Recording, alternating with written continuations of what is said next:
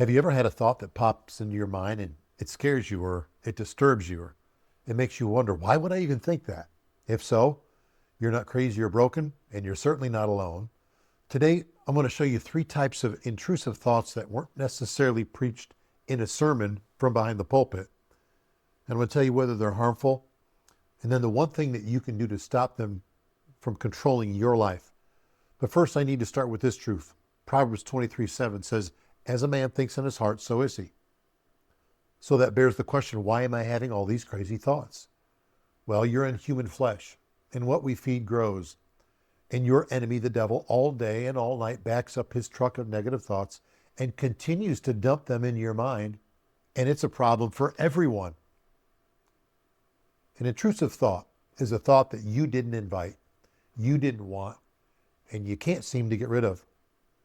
Some people are able to ignore them, but for those of us that have anxiety or depression, these thoughts can stick like glue, and they repeat and they get louder. And that makes them feel important, even though they're not. Listen to me, they're not. It's just a thought.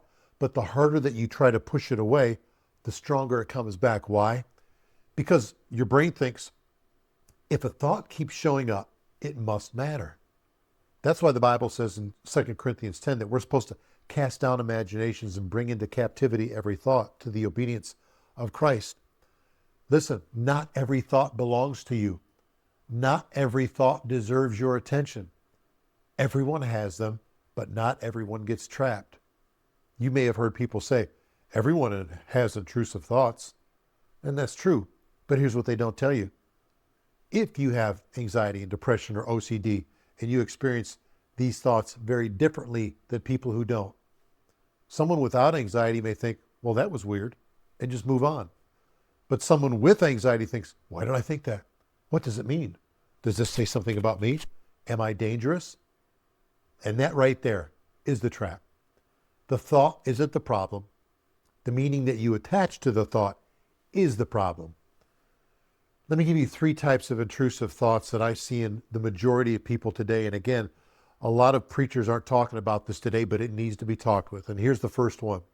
Sexual intrusive thoughts. God created sex as a good thing for a husband and a wife to celebrate within the bounds of marriage. We are sexual creatures, and I'm sorry if that makes you feel uncomfortable, but how do you think that you got here? The problem is that everything God supplied in the beginning, Satan attempts to pervert.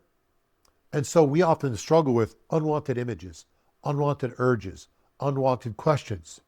They're automatic, they're uninvited, and they're not a reflection of your character or who you are in Christ. It's a reflection of your fallen nature. Now, that's not an excuse, but nonetheless, it still exists for most everyone. The second thought is thoughts that are violent or harmful. Thoughts like, what if I hurt myself? What if I hurt my child? What if I push someone? What if I lose control? And these thoughts feel real because they come with feeling. But listen to me, feelings are not facts. And then the third section that I just call junk thoughts, the random, the repetitive, they're meaningless. A word, a phrase, a picture, a memory that loops for no reason. And if you struggle with depression, you wake up one day and you're fine. You wake up one day and you're not, and you have no idea what happened while you were sleeping. It's just a thought. It's just an emotion. It's just a feeling. And it may mean absolutely nothing, but your brain is just stuck on repeat. Are they harmful? Well, that's a great question. A thought itself is not necessarily harmful, but what you do with the thought is what determines its harm or its value. What harms you is when you fear the thought, analyze the thought, or try to force the thought out of the way. When you fight a thought, you're telling your brain, this thought is important enough to me to put energy and force behind, and it keeps coming back over and over. Now, here's a crazy, unusual thing that I tell people that helps a lot. And again, it's not easy, but it works. I call it the nothing method. The secret to stopping these intrusive thoughts. What do you do when it shows up? What if you did nothing? Not ignoring it, not resisting it, not analyzing it, not praying yourself out of panic, because even prayer, you're giving energy and you're showing the brain that that intrusive thought has power. Nothing means this. Well, the thought can be here, but it doesn't control me.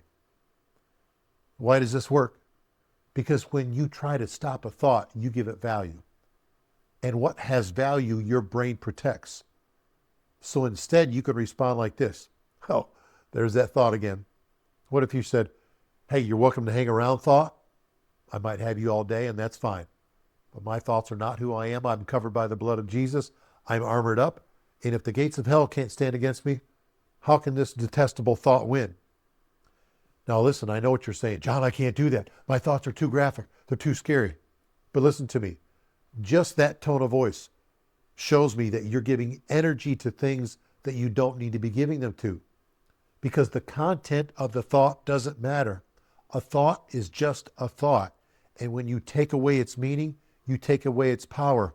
A bully comes up to threaten you, and he wants you to respond. But if you don't respond and just keep going, it's the panhandler that you meet on vacation in the big city that comes up and they're begging for you. What you don't do is make eye contact. You don't look at him, because you know if you do, you're going to get drawn into the story. So what you do is you just ignore it. You keep walking. And when you say, this thought can stay if it wants, I refuse to feed into it, then your brain calms down. And when the thought stops feeling dangerous, then it'll fade.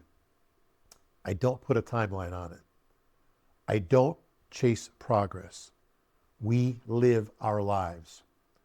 So drive, even when driving shows up in your mind as a thought that it's dangerous to drive today. Hold your child even when a thought of harm shows up. Go to church even when anxiety shows up in your thoughts.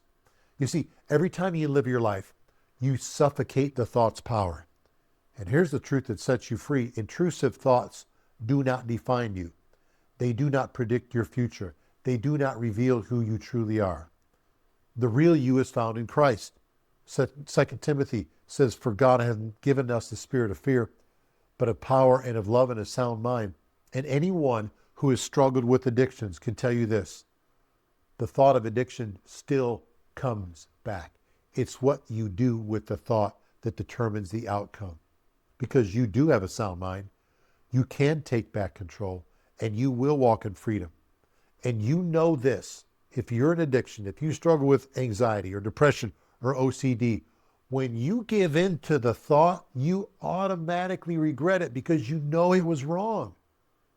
The good thing to do is to keep walking, ignore the thought, keep praying, keep moving forward, keep declaring who you are in Christ, and understand that that thought is a junk thought and it has no power. I hope that this has helped you, and if it has, that you take notes, that you write it down, that you think about it, that you ruminate on it. And with any channel like this, if you like it, if you subscribe it, or if you comment it, or if you share it, it's going to help us to grow. Down below, there's a link to our Journey to Freedom Masterclass on anxiety and depression. We want to help you. We want to see you succeed. We want to see you live an anxiety, depression-free, OCD-free life. Intrusive thoughts will be there until the day that you die. You just don't have to give them room or strength or power. I'm John Vaprezsan, and today is where your journey to freedom begins.